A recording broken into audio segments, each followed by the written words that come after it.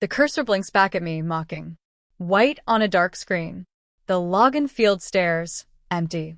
I type the password, the one I've used for years, the one woven into the fabric of our shared life, familiar as my own name.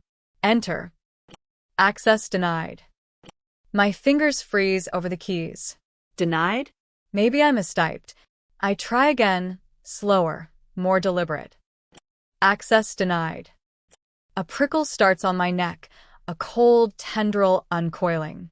I try the other account, the shared savings. Enter.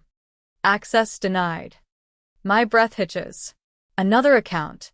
His business account, the one he gave me limited access to for transfers, for seeing the numbers grow, for feeling like a partner in his success. Enter. Access denied. Access denied. Access denied. It hits me then, not like a wave, but like a brick wall slamming into my chest. Every single account, bank accounts, investment accounts, joint and individual, our life's blood, the digital representation of everything we've built, everything we are, Locked. barricaded. I am on the outside looking in, an intruder in my own financial life. The screen isn't just denying me access, it feels like it's laughing. A cold, digital laugh. Let me know where you're watching from and what time it is.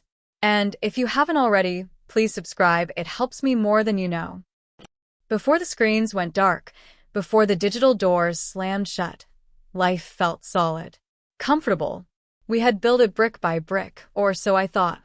Mark was the architect of our financial world, the driven one, the one who built his business from a single idea into a roaring success. I was the foundation, the support, the one who made the house a home, who managed the details of our shared life, who trusted him implicitly, absolutely. He was charming, magnetic. When we met, he talked about his dreams with a fire in his belly that was utterly captivating. He wasn't born into wealth, he was building it, and I loved watching him, being part of his ascent. His business, a consulting firm, grew fast. He worked hard, long hours, but he always came home with that smile, that energy. He handled the big financial picture, the investments, the business accounts. My role was managing the household finances, paying bills, budgeting, making sure our daily lives ran smoothly. He set up all the online accounts, added me as a user, showed me how to transfer funds for household expenses, how to check balances. It felt collaborative. It felt safe. I never questioned it. Why would I? He was my husband, my partner. We talked about our future, our retirement, maybe buying a place by the coast someday. His success was our success. His drive fueled our dreams. My father, a businessman himself, though more old school, brick and mortar, liked Mark. He saw the spark in him, the potential. He'd even given Mark a bit of advice in the early days, connected him with a few people. There was respect there, a quiet understanding between them, two men who understood the grind of building something from nothing. My father owned the building where Mark's business first took off, a prime spot downtown that had been in our family for decades. He gave Mark a good lease, fair terms, maybe even a bit of a family discount, happy to see his daughter's husband doing well. It felt like a blessing, a head start. Mark was always grateful for it, he said. It was a cornerstone of his early success, that location, that stability. Our life together was a rhythm of routine and comfort. Mornings with coffee, discussing the day. Evenings, often late for him, but ending with us curled on the sofa, talking, planning. The house was filled with his energy, my quiet contentment. I handled the bills, the grocery budget, the school fees if we'd had kids. We talked about it someday. He managed the empire. It was a division of labor that made sense. I saw the money flow in, saw the investments grow on the screens he'd given me access to. It felt real, tangible. Our future, being built day by day. I trusted him with everything. My heart, my life, our financial security. He held it all. The email arrived on a Tuesday. Bland, corporate from his bank. It mentioned account updates and enhanced security. I barely glanced at it. Mark handled all that tech stuff. Later that day, I needed to transfer money for the weekly groceries. Simple task, something I did every week. I went to log in, the usual site, the usual password. Access denied. That first time, it was just annoyance. Must be the enhanced security from the email. Maybe they needed me to re-verify. I tried the password again, typing carefully. Access denied. Invalid credentials. Okay, maybe the password changed? He hadn't said anything, but sometimes these things happen. I clicked forgot password. The system asked for verification details. Date of birth? Easy. Social security number? Okay. Something about the account setup? I answered based on what I knew. Error. Information does not match account records. My brow furrowed. That was weird. I knew my own information. I tried his personal account login. Same result. The joint savings. Same result. Then the business account access he'd given me. Access denied. User permissions revoked. User permissions revoked. That phrase was different. It wasn't an error logging in. It was a status change. My blood ran cold. I tried calling the bank's customer service line. Navigating the automated system felt like trying to escape a maze built of polite, emotionless voices. Finally, a person. I seemed to be having trouble accessing my accounts. I explained, giving my name, our joint account number. The woman on the other end was polite, professional. She pulled up the information. There was a pause, a microsecond of silence that felt deafening. Yes, ma'am. It shows here that access for your user profile was removed from this account. Removed? By whom? It indicates the account holder requested the change, ma'am. The account holder? Mark. He had removed my access. From the joint account. And what about the others?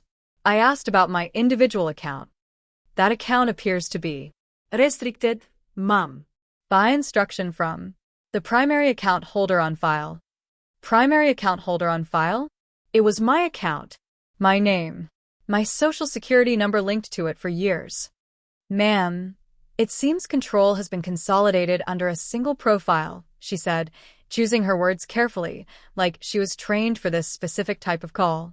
All associated accounts and access privileges have been updated per the primary account holder's instructions. The primary account holder, Mark. He hadn't just changed a password. He had systematically, deliberately, removed me from everything. He had locked me out of my own life. The receiver felt heavy in my hand. I hung up, the sterile politeness of the bank representative echoing in my ears, a chilling counterpoint to the rising panic in my chest. It wasn't a tech issue. It wasn't a mistake. He had done this. The first night was a blur of disbelief and growing fear. Mark came home late, usual excuse about a client dinner. He seemed normal, too normal, laughing about some silly thing that happened, asking about my day. I watched him, a stranger in my own living room. How could he sit there, sharing a meal, knowing he had just cut the financial ground out from under me? I tried to talk to him, tentatively at first. Hey, where does thing happen today? I got locked out of the bank accounts. He didn't flinch. Smooth as silk. Oh, yeah? Must be that security update they mentioned. Nuisance, isn't it? Don't worry, I'll call the bank tomorrow and get it sorted out for you. A small part of me, the part desperate to cling to the life I thought I had, wanted to believe him. But the cold dread was spreading, numbing my limbs. He didn't ask which accounts. He didn't ask what happened. He just waved it away with a practiced ease that now felt like a performance. The next day, he didn't call the bank. Or, if he did, he didn't sort it out. My access remained denied. I tried again to approach him. This time more directly. Mark, I need access to the accounts. I need to pay bills. I need money for groceries. His smile tightened. The mask shifted, just a fraction. Sweetheart, I told you I'll handle it. Just give me a list of what needs paying. I'll take care of everything.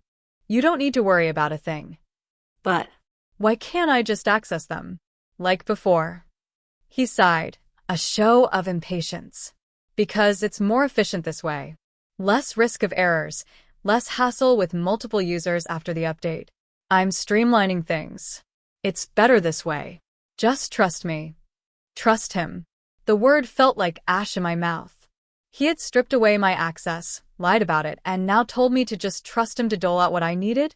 It was a cage, slowly, silently being built around me. Over the next few days, the walls closed in. My credit cards started getting declined. Not all at once, subtly. One merchant, then another. When I asked Mark, he had an excuse. Oh, must be the bank again.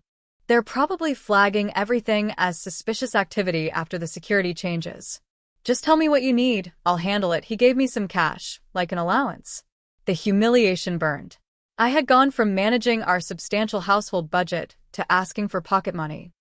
He was home less and less. The atmosphere in the house grew colder, thinner. Calls to friends seemed to go unanswered.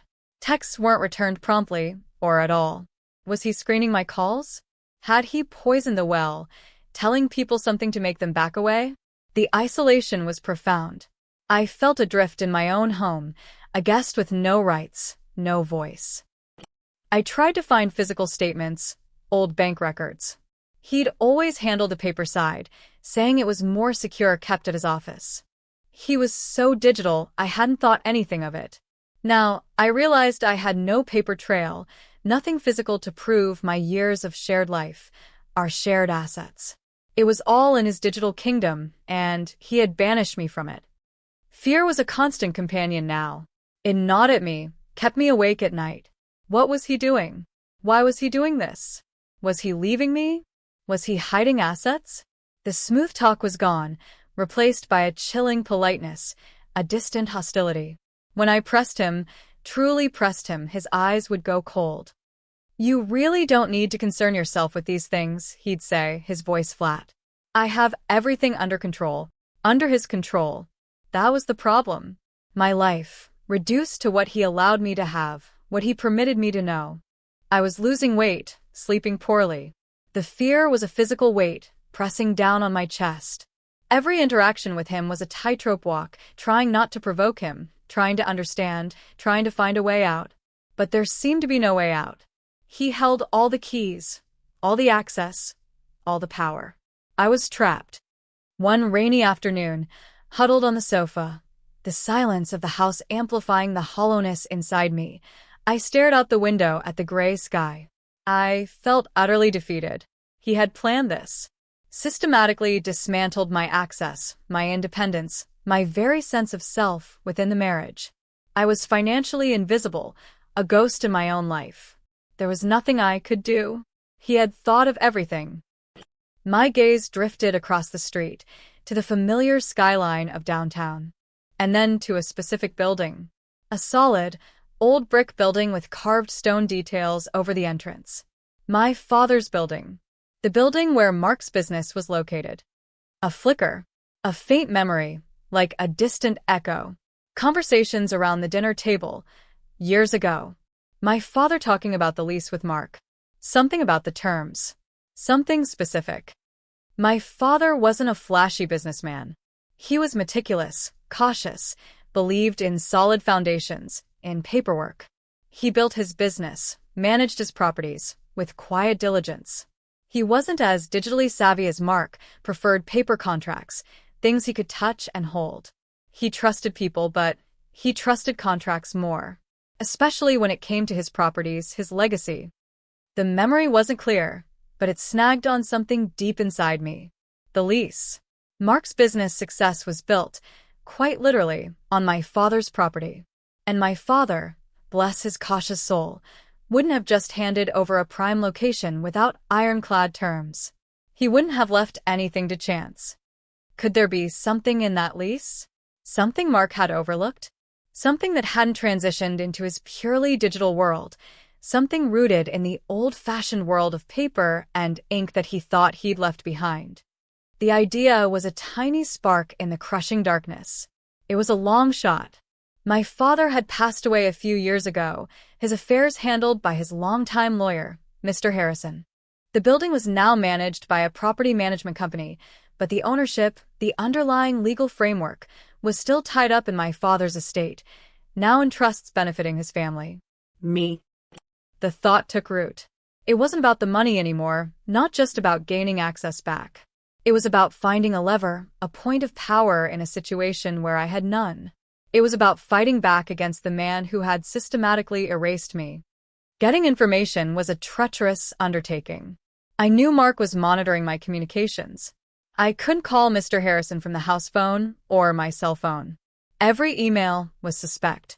I needed to be invisible. I started making excuses to leave the house. Small things at first. A supposed errand, a quick coffee run.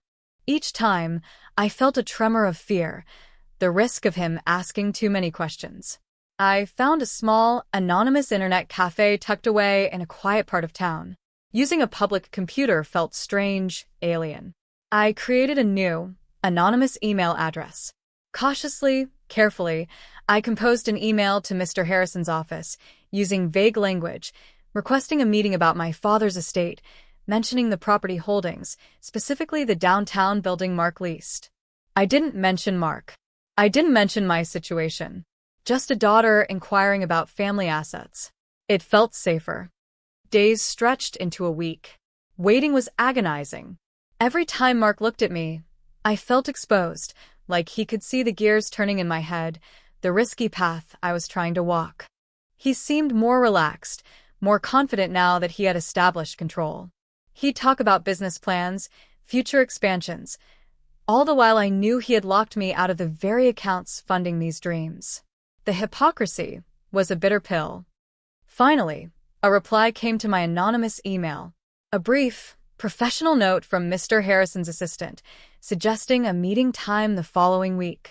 Relief washed over me, quickly followed by a fresh wave of anxiety. I had the meeting, but what if there was nothing? What if the lease was standard? What if my father hadn't included anything unusual, anything that could help me? The meeting with Mr. Harrison was a strange blend of familiar comfort and urgent desperation. He had known me since I was a child. Sitting in his wood-paneled office, the air thick with the scent of old paper and leather, felt like stepping into a different era, a more solid, reliable world. I explained the situation, haltingly at first, the words catching in my throat. The blocked accounts, the isolation, the fear. His kind face grew serious, his eyes sharp behind his spectacles. He listened patiently, taking notes. When I mentioned Mark's business was in my father's building, his expression shifted. Yes, he said, leaning back in his chair. The mercantile building lease. Your father was quite particular about that 1 inch. My heart hammered. Particular? In what way? He pulled out a thick file, tied with ribbon, from a fireproof cabinet. He opened it, revealing crisp, yellowed pages. The original lease agreement, signed years ago. Your father had a fondness for Mark, saw potential, as I recall. Wanted to give him a fair shake. But he tapped a finger on a specific clause. He also wanted to protect his asset and ensure the tenant maintained a certain standard of conduct. He read the clause aloud. It wasn't overly complex, but it was specific. It outlined conditions for termination. Standard things like non-payment, damage to the property. But then something else.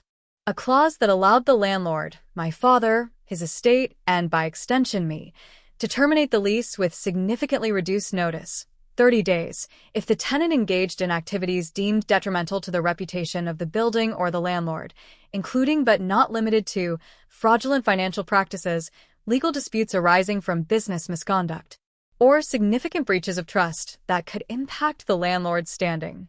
And crucially, there was a subclause, almost an afterthought, granting the landlord the right to review the tenant's business practices and financial stability periodically, with termination possible if the tenant was found to be operating in a manner deemed unstable or non-transparent. My father, hedging his bets, protecting his legacy from any potential fallout from a tenant's risky behavior. He'd explained it to Mark at the time, Mr. Harrison said, as standard due diligence.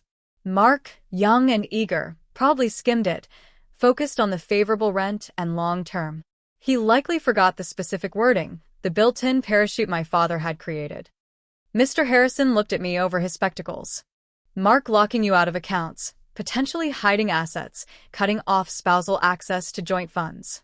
Depending on the specifics, that could very well fall under non-transparent operation or even business misconduct impacting the landlord's standing if it leads to legal action, which I presume it will. He explained further. The building was the cornerstone of Mark's business location-wise. Prime spot, known address. Moving would be disruptive, costly, potentially devastating. And 30 days notice? In the commercial real estate world? That was virtually instant eviction. Finding a comparable new space, setting up, notifying clients, it would be chaos. It could cripple his business. Suddenly, the cage didn't feel so small. I saw a crack. A significant one. Mark had focused on controlling the money, the digital access, the tangible assets. He had forgotten the ground he stood on was literally leased from my family, and that lease held a quiet, potent power he had clearly underestimated, maybe even forgotten entirely. My father's cautious paperwork, decades later, was a lifeline. Finding the lease had given me a flicker of hope, a sense of direction. But implementing it? That felt like stepping onto a battlefield I was ill-equipped for. The deepening crisis wasn't just about my personal financial ruin anymore. It was about how I was going to use this newfound leverage without him realizing what I was doing until it was too late. Mr. Harrison advised caution. Any move I made had to be precise. Mark was volatile, unpredictable when cornered. If he suspected I had found leverage, he could escalate, make things truly ugly. The fear returned, a cold weight in my stomach. Knowledge was power, but it also painted a target on my back. I had to continue living the lie. Act dependent, act scared, act like I was still trapped. It was exhausting. Every day was a performance. I'd ask for money for groceries, pretending helplessness. I'd nod along when he talked about his business, forcing a smile.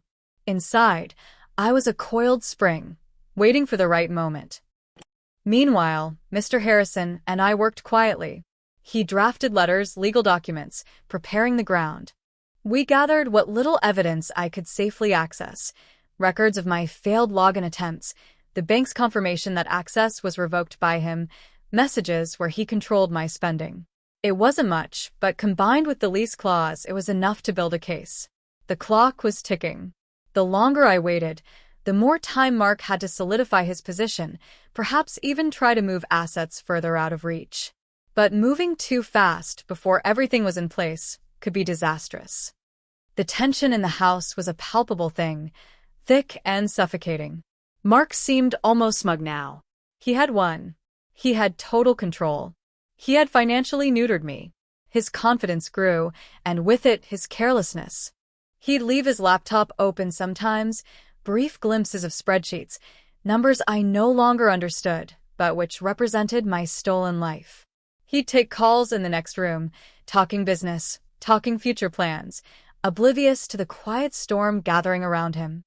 The stress was immense. I barely ate, barely slept. My mind was a constant whirl of fear, strategy, and a growing, icy resolve. I wasn't fighting just for money anymore. I was fighting for my dignity, for my right to exist independently, for justice against a profound betrayal. Mark had underestimated me. He'd seen me as a passive wife, a decorative part of his successful life, easily discarded when he decided he wanted a new arrangement. He never saw the steel that had been forged over years of quiet support, of managing the unseen parts of our life, and the deep-seated resilience inherited from a family line that valued substance over flash, foundation over facade.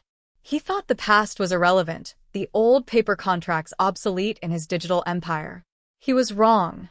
The past and my father's foresight were about to deliver a reckoning. The day arrived like any other. Gray sky, the smell of rain. But inside me, something had shifted. The fear was still there, a dull thrum beneath my skin, but it was overlaid now with a cold clarity. All the pieces were in place. Mr. Harrison was ready. The legal documents were prepared. The notification regarding the lease termination was drafted, sitting in Mr. Harrison's office, waiting for my go-ahead. I looked at Mark across the breakfast table. He was reading the financial section of the newspaper, sipping coffee. He seemed relaxed, utterly unaware. He represented everything I needed to escape. The control, the lies, the betrayal. I couldn't live like this anymore. I couldn't pretend. I couldn't be trapped. The decision crystallized. It wasn't just about regaining access or getting a fair settlement. It was about reclaiming my power, about showing him that his calculated cruelty had overlooked the most fundamental rule of building anything stable. You need a solid foundation. And his foundation belonged to me.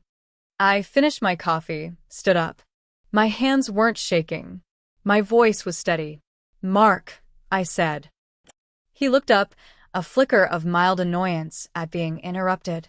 "Yes. I need to go into the city today. To Mr. Harrison's office." His eyes narrowed. The easy smile vanished. "Harrison? My lawyer handles our legal matters." "Not our legal matters," I corrected him, my voice low, firm. "My family's legal matters. And today, it seems, they intersect with yours." He put the newspaper down slowly. His face hardened. "What is this about?" "It's about the building," I said. "Your office. The lease." His jaw tightened. "The lease? What about it?" "It's a standard long-term lease. Your father gave me a great deal." "He did," I agreed. "He was a generous man. But he was also a careful man. He put safeguards in place." I met his gaze, holding it steady. "Safeguards you seem to have forgotten about." This was it. The turning point. No more pretending. No more fear ruling my actions. I was stepping onto the battlefield, armed with nothing but truth and a piece of paper he thought was irrelevant. I didn't know exactly how it would play out, the details of his reaction, the immediate aftermath. But I knew I had the power to force a confrontation, to break free, to dismantle the cage he had built around me. I was no longer a victim waiting to be rescued. I was the one holding the key. And it was a key to his undoing. The air in Mark's office was cold, sterile, smelling faintly of expensive cleaning products and stale ambition. It was the heart of his kingdom, the place where he made his deals, built his empire. He had agreed to meet me here, after my blunt statement that morning. He probably thought I was bluffing, or maybe just emotional, easily dismissed on his home turf. He sat behind his large, polished desk, looking confident, albeit with an abrisioni edge to his jaw. "All right," he said, his voice level, dismissive. "Let's hear it. What is this about the lease? Did you go digging into my business? Trying to cause trouble?" He leaned back, a smirk playing on his lips. He still thought he had the upper hand. He still thought I was the helpless wife he'd locked out of the accounts. I didn't sit down. I stood across the desk from him, hands clasped loosely in front of me. In my left hand, hidden, was a folded copy of the relevant lease clause, given to me by Mr. Harrison. "I went to see Mr. Harrison," I stated calmly, "about my father's estate, and the mercantile building. Specifically, your lease agreement." The smirk faltered. And we reviewed the terms," I continued, my voice steady, betraying none of the ice storm raging inside me. "It's a very thorough document, Mark. My father was nothing if not thorough." I watched his face. He was trying to appear unfazed, but a muscle twitched in his cheek. He probably hadn't looked at that lease in years, trusting it was just standard boilerplate. He'd forgotten about the man he signed it with, the man who built his wealth on tangible assets, not just digital numbers. "Look," he said, his voice losing some of its smoothness. "If this is about money, about the accounts, we can talk. We can arrange something. You don't need to involve lawyers, dragging up old business.